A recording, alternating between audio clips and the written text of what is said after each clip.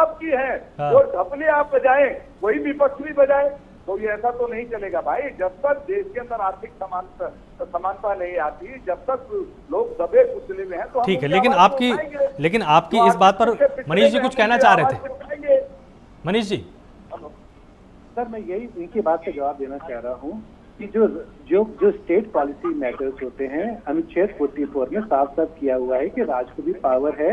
जहाँ तक राज्यसभा लोकसभा की बात है वो पूरे भारत के इम्प्लीमेंटेशन के लिए है, चाहे वो सरकार विधान का डिपेंडेंट टू टेक डिसीजन, और जो गवर्नमेंट की जो कमेटी जो भी कमेटी हुई है उसमें रिकमेंडेशन पे उनके पास मेजोरिटी है, उनके पास मैंडेट है, जिसे पब्लिक द्वारा मैंडेट दिया जाता है। मैंडेट इसलिए दिया जाता है कि सरकार की हितकामी जो हित में दिया जाए वो सरकार पॉलिसी लागू करे, इसलिए राज्य सरकार को पावर दी जाती है। यहाँ उत्तराखंड की बात नहीं हो रही है, अगर हो भी रही है तो उत्तराखंड सरकार जो भी ड्राफ्ट जो कंसिडर करेगी वो बिल्कुल जायज है, क्योंकि वो न्यायिक प्रक्रिया से गुजरा हुआ है। कोई भी उसमें पॉलिटिशियन इन्वॉल्व नहीं है।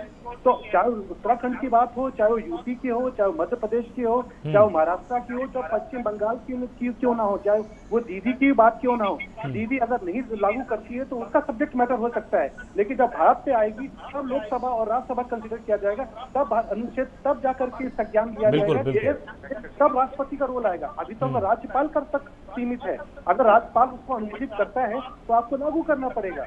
और ये मैं एक और बताऊं, अगर थोड़ा सा भी सेंसिटिव, अगर राजनेता हिंदुस्तान के थोड़ा सा सेंसिटिव हो जाएं इस भारतीय महिलाओं के प्रति और जो लोग जो सफर कर रहे हैं ग्राउंड लेवल पे, तो शायद आपके रात को नींद नहीं आएगी। मैं कई बार रात को सो नहीं पाता, कई बार मेरी रात में ऐसी गुजरी है कि मेरी पूरी रात भर निकल गई, क्योंकि उनका दर्द को, क्योंकि मुझे कोर्ट को रिप्रेजेंट करना पड़ता है। मांग क्या रहे? वो मांग ये रहे कि अगर हलाला में कोई व्यक्ति दूसरे के साथ लेडी सो रही है तो उसको क्यों ना 375 उसको रेप में कन्वर्ट किया जाए। अगर उसको ट्रिपल तलाक दे करके उसको बेदखल किया जा रहा है तो क्यों ना 498 आईपीसी में उसको प्रावधान किया जाए। ये वो ऐसी मांगे हैं जो आपको सिरे से झकझोर देंगी इंसान को। इंसान छोड़िए, मैं तो बिल्कुल ठीक है कि मतलब एक इंसान होने के नाते जो उसके अधिकार हैं वो अधिकार उसको दिए जाएं। झकझोरने वाली चीजें हो रही है हिंदुस्तान में कि यहाँ पर इतनी जरूरी है चीजें मैंडेटरी। ये बेटी एक ही बताइए, अगर घर पे कोई बीमार पड़ा हो तो क्या आप पहले डॉक्टर से रिकमेंडेशन लेंगे या वहाँ पर नहीं, इमीडिएटली जो वहाँ पर प्रेजेंट होगा बोले यार तुझे ऑपरेशन करना है तो जाके कर, मैं यहाँ पर साइन कर रहा हूँ। आज वो ऐसी पोजीशन है हिंदुस्तान की, कई ऐसे वर्ग इस चीज से केवल इसी लॉ से ही है। मेजोरिटी देखिए, क्योंकि मैं सब ग्राउंड लेवल पे हूँ, आप हो सकते हैं कहीं पर हूँ, लेकिन ये जब मेरे पास सब पीड़ित आता है, मेरे साथ कोई मिठाई का डब्बा लेके मेरे पास नहीं आता कि प्लीज मनीष जी मिठाई का डब्बा ले लीजिए, I am happy so happy. मेरे पास वो आता है जब किसी अत्याचार होता है, वो आता है और वो अत्याचार मैं अपने दिल पे रखता हूँ, रात होता है और मैं कोर्ट को रिप्रेजेंट करता हूँ उसी दर्द के साथ। ये चीज और वो कानून तक ले जाता हूँ कि जहाँ पर उसको जस्टिस मिल पाए। जब तक जस्टिस रहेगा तो हिंदुस्तान रहेगा, अगर जस्टिस है तो हिंदुस्तान नहीं रहेगा। Simple is that. अगर आपको करना है, किसी ने नहीं पूछा तो आप कोर्ट जाइए, कोर्ट में पिटीशन डालिए कि हमको नहीं पूछा गया, हमको इन्विटेशन नहीं दिया गया, हमको आना था शादी में नहीं आ पाए। बिल्कुल बिल्कुल बिल्कुल ठीक, मैं आपकी बात समझ गया कि अगर किसी से नहीं पूछा जा रहा है तो वो इस आधार पर भी जाकर कम से कम कोर्ट में जाकर अपनी आपत्ति को दर्ज कर सकते हैं। हनी पाठक जी, आप कुछ कहना चाह रही थी, बोलिए। हाँ देखिए, मैं मनीष जी की बात पर एक बात कहना चाहती हूँ। इंसानियत तो हर कोई दिखा देता है, लेकिन इंसानियत को धरातल पर जो दिखाता है उसे मोदी कहते हैं। इसलिए क्योंकि देखिए, हलाला का जिक्र अभी मनीष जी ने कहा, मैं राजनीति पार्टी को बिलोंग करती हूँ तो खुल के इस चीज को नहीं कह सकती।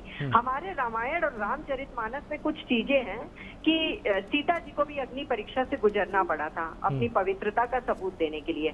तो वो हलाला की वो प्रक्रिया होती है जो मनीष जी ने अभी एक चीज को बताया, हम बिस्तर होने के बाद कोई महिला कैसे पवित्र हो सकती है, कभी हलाला से सीखे। तो इस प्रक्रिया को अगर खत्म किया जाता है तो वो अच्छी बात नहीं होती है कांग्रेस के प्रवक्ताओं के द्वारा और कांग्रेस के लोगों के द्वारा, क्योंकि इनको वो चीजें बहुत अच्छी लगती हैं। और दूसरी बात मैं इनको बताती हूँ, लोकसभा और राज्यसभा की ये बात करते हैं और कोर्ट की बात करते हैं, जैसा मनीष जी ने कोर्ट के बारे आपके में पास आऊंगा, शिषपाल जी, रेडी वाले और चीजों के बारे में बताया। आज जब दो गुटों में लड़ाई होती है, जब पुलिस उनकी बात नहीं सुनती है, प्रशासन उनकी बात नहीं सुनता है, कोई उनकी बात नहीं सुनता है, तो वो पता है क्या कहते हैं? I will see you in court. वो ये नहीं कहते हैं I will see you in Lok Sabha, I will see you in Rajya Sabha. वो ये नहीं कहते हैं, वो ये कहते हैं I will see you in court. लेकिन इनको उस कोर्ट पर भी विश्वास नहीं है, वो जस्टिस को भी इग्नोर करते हुए कहते हैं कि नहीं उनकी रिपोर्ट गलत है भाई। मैं I am the supreme power, क्योंकि इस तरीके से लिटरेसी रेट अगर बढ़ता, इलिटरेसी रेट अगर बढ़ेगा तभी हम पावर में आने की कोशिश में रहेंगे, नहीं तो इलिटरेसी रेट रहेगा तो शायद हम आने की उसमें रहेंगे। लिटरेसी रेट अगर बढ़ जाएगा तो कैसे आएंगे? एक हाथ में कुरान और एक हाथ में कंप्यूटर के सहारे तो हम कभी भी सत्ता में नहीं आ सकते। हाँ, दोनों हाथ में कुरान रहेगी तो शायद हम सत्ता में आएंगे, क्योंकि वर्ग पढ़ा लिखा नहीं हो सकता ना, इनके लिए वो चीज है। अहमियत बहुत चीजें हैं। वो मनीष जी की बातें सुन के थोड़ा सा भावनाओं में आ गई हूँ मैं, काफी कुछ नहीं कह सकती, लेकिन शर्म आती है मुझे शिषपाल बिष्ट जी, आप जैसे प्रवक्ताओं पे और कांग्रेसियों पर। आपसे शर्म आती है नहीं पाठक जी, आप जो है धर्म की राजनीति कर रही हैं, आप वर्गवाद की राजनीति कर रही हैं। आज संविधान की भावना है एक भारत श्रेष्ठ भारत, आप उसको तोड़ने का प्रयास कर रही हैं। आपको जो है मुझे लग रहा है केवल जो आपकी परेशानी है वो आपको मुस्लिम पसंदों से है, आपको हम संगठनों से परेशानी है, कांग्रेस पार्टी को देश के किसी नागरिक से परेशानी नहीं भाई। हम हर किसी के अधिकार की बात कर रहे हैं। आप मुस्लिम पसंद नाम है, संशोधन करिए ना, कौन मना कर रहा है?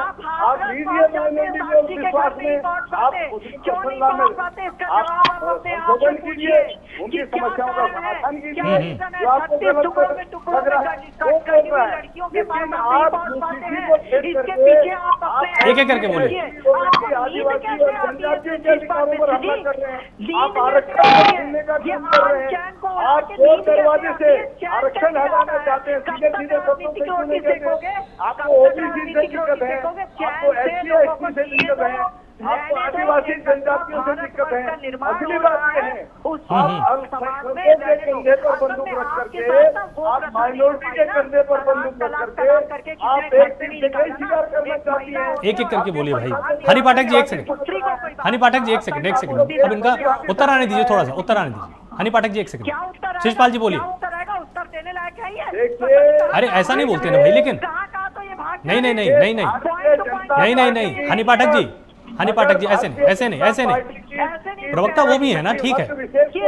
आप अपनी पार्टी का पक्ष रख रही हैं, वो अपनी पार्टी का पक्ष रख रहे हैं, बोले तो दीजिए उनको एक बार।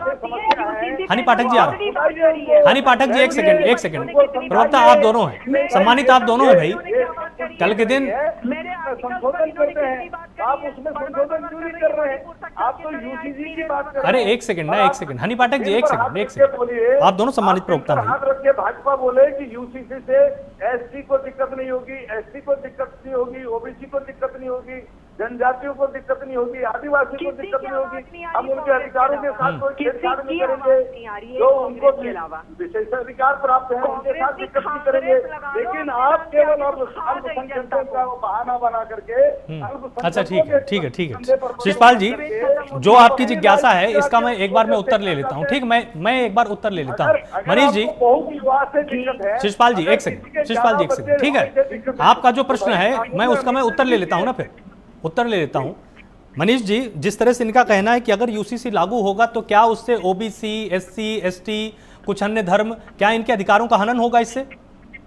देखिए, आपको साथ नहीं पता होगा, शायद बहुत आपके चैनल के माध्यम से बहुत हिंदुस्तान के लोगों को बताना चाहूंगा कि गोवा तो सब लोग जाते हैं, तो भारत का एक गोवा एक ऐसा है जहाँ पर ऑलरेडी ओसीसी लागू है और पुर्तगाल के बाद से बहुत सारी पॉलिसी कंटिन्यू है। तो क्या गोवा में अगर कोई इंडस्ट्रीज होता तो गोवा में क्या हिंदू नहीं रहते, क्या मुसलमान नहीं रहते, क्या पारसी नहीं रहते, या दूसरे संप्रदाय के लोग नहीं रहते? अगर गोवा में है तो बाकी चीज में क्या प्रॉब्लम? लेकिन उसको अगर ठंडे दिल से, ठंडे दिमाग से सोचा जाए तो ये किन लोगों के लिए टूल की तरह कई लोगों की जिंदगी बदलने वाला कानून है। किसी को घर से बाहर निकालने वाला कानून नहीं है, ठीक का घर बसाने वाला। तो निश्चित तौर पर जिस तरह से आपने यहाँ पर कहा कि ये हर किसी के अधिकार को संरक्षित करने वाला कानून है, बहुत बहुत शुक्रिया आप सभी मेहमानों का यहाँ पर मेरे साथ जुड़ने के लिए। और निश्चित तौर पर जिस तरह से एक बात तो साफ है कि यूसीसी के ड्राफ्ट से किसी के अधिकार का हनन नहीं होगा, तो आखिर अगर विरोधाभास कहीं पर है तो क्यों ना एक मंच पर बैठकर इसको सुलझा लिया जाए और यूसीसी ड्राफ्ट में जो भी महत्वपूर्ण सुझाव हो उनको भी शामिल कर लिया जाए। जुड़े रहिए प्राइम न्यूज के साथ। नमस्कार।